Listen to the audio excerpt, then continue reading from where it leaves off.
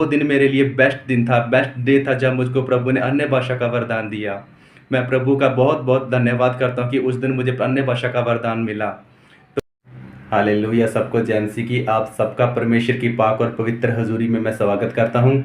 आज मैं आपके साथ अपनी लाइफ़ की टेस्टिमनी शेयर करने जा रहा हूँ कि मैंने कैसे पवित्र आत्मा को हासिल किया, कैसे अन्य भाषा के वरदान को प्राप्त किया, मैं कैसे मसीह में आया। ये मैं आपको नेक्स्ट वीडियो में शेयर करूँगा।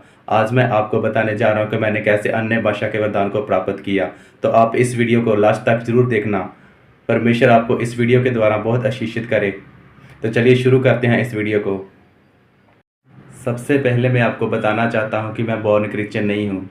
मैं भी पहले परमेश्वर के बारे में नहीं जानता था। मुझको परमेश्वर के बारे में कुछ भी पता नहीं था। परमेश्वर कौन है, क्या है, कुछ भी पता नहीं था। जैसे अन्य जाते करते थे, मैं भी वैसे ही सब काम करता था। तो सबसे पहले मेरी वाइफ चर्च में जाने लगी।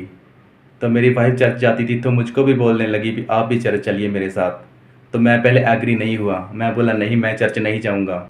लेकिन एक दिन मैं एग्री हो गया जाने के लिए। तो जब मैं एग्री हुआ तो मैं चर्च में गया तो मैंने देखा कि जैसे मैं एंट्री किया चर्च में तो मेरी आंखों से ज़ोर ज़ोर से आंसू निकलने लगे अपने आप। तो मैंने देखा कि ये मेरे साथ क्या हो रहा है। फिर जब आराधना स्टार्ट हुई तो आराधना करते करते मैं ज़ोर ज़ोर से रोने लगा। तो मुझे मालूम हुआ कि कुछ तो चर्च में है, कुछ तो प्रभु है, जो प्रभु का टच मुझको महसूस हुआ। तो फिर धीरे धीरे मैं प्रभु में ऐसे बढ़ने लगा। तो जब दूसरे संडे में चर्च में गया तो पास्टर जी ने बोला कि जिनके पास अन्य भाषा का वरदान नहीं है वो एक साइड में आ जाए। तो मैं भी एक साइड में चला गया। तो सबको अन्य भाषा पास्टर जी इम्पार्टेशन करने लगे, हाथ पकड़ के, किसी की आंखों में देख के। तो मैं उस टाइम नया नया प्रभु में आया था। तो मैं बोला देखता हूँ मेरे अंदर किस तरह इम्पार्टेशन कर सकते हैं। तो मैंने वो लेना नहीं चाहा, क्योंकि आप जब तक लेना नहीं चाहते तब तक प्रभु आपको नहीं देता। क्योंकि वचन में भी लिखा है, मत्ती 7 के 7 में लिखा है कि मांगो तो तुम्हें दिया जाएगा, ढूंढो तो तुम पाओगे, खटखटाओ तो तुम्हारे लिए खोला जाएगा। तो इसलिए मेरी इच्छा नहीं थी उस टाइम लेने की। तो मैंने चाहा कि नहीं चाहिए मुझको ये वरदान उस टाइम।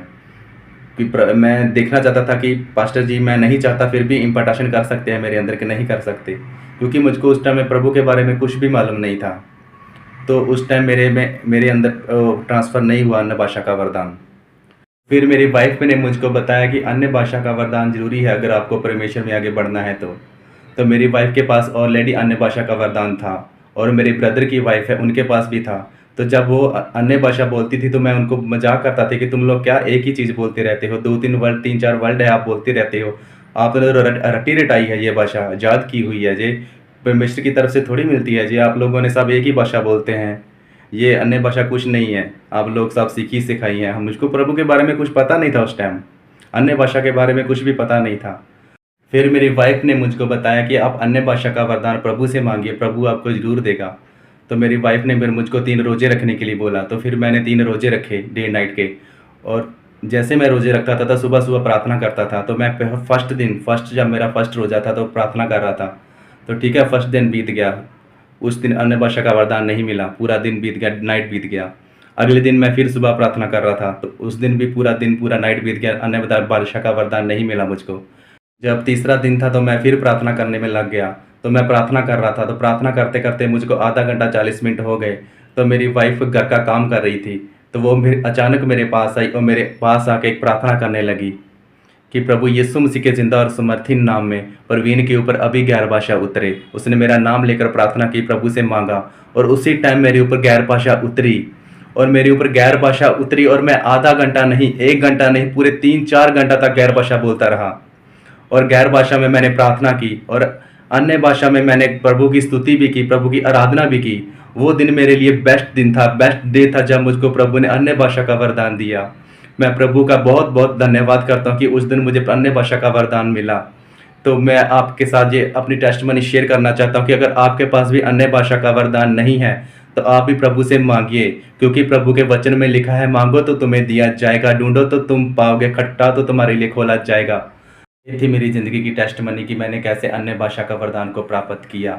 अगर आपके पास भी अन्य भाषा का वरदान नहीं है, प्रभु से मांगे, प्रभु आपको ज़रूर देगा। क्योंकि अन्य भाषा पाना बहुत ज़रूरी है, क्योंकि वचन में लिखा है कि जब हम अन्य भाषा में प्रार्थना करते हैं कि तो हम मनुष्य से नहीं परमेश्वर से बातें करते हैं। वचन में लिखा है कि जो अन्य भाषा में प्रार्थना करता है वह अपने आत्मा की उन्नति करता है। इसलिए अन्य भाषा पाना बहुत ज़रूरी है। परमेश्वर आपको इस टेस्टिमनी के बहुत आशीषित करे। इस टेस्ट मनी के द्वारा परमेश्वर आपको बहुत आशीषित करे। जिनके पास गैर भाषा नहीं है, इस टेस्ट मनी को सुनने के बाद उनके गैर भाषा का वरदान होते हैं, प्रभु यीशु मसीह के जिंदा और समर्थी नाम में प्रार्थना करता हूँ। God bless you all.